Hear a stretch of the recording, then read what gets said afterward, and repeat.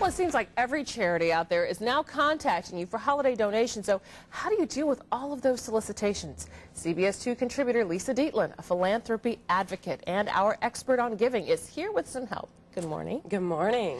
Now, really, how do you sort all that out?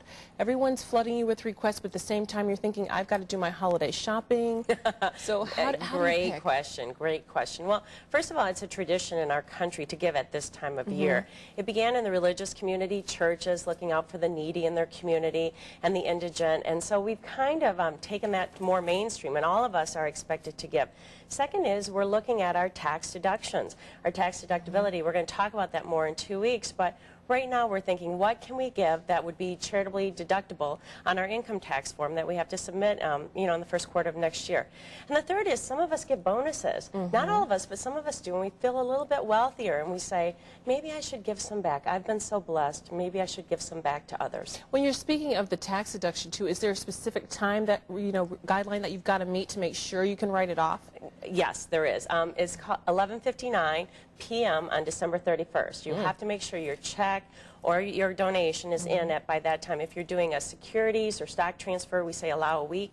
And if it's a credit card donation, you want to make sure it's posted by 11:59 p.m. on December 31st. We all see the bell ringers on every corner. We're getting the mail solicitations. How do you really figure out which is the best place to give? Oh, well, it's tough. It really is, because there's 1.5 million nonprofits, and all of them are very, very good. What I always recommend to people is, first of all, figure out what you really care about, what really matters to you, and then look through them, sort them out all. I have a yes pile, a no, how did I ever get on that list pile, and then I have a maybe pile. And I set a budget. I know how much I can give away. Once I give to my house of worship and I give to my alma mater, I know how much I can give away. So I sort through those. And I also look back at what did I do last year. And a last question for you. If you really can't give a lot, if you can just give like $25 for each organization that you're involved with, does that really help a lot? It does. Every dollar counts, and if you can't give cash, think about an in-kind donation. Think about food and clothing for those people that might not be having the holiday that the rest of us are. Lisa, thank you. Always great advice as usual. Thank you. Now, to check out Lisa's top 5 tips for charitable end-of-the-year giving, remember CBS 2 is always on at cbs2chicago.com. Just click on Morning News.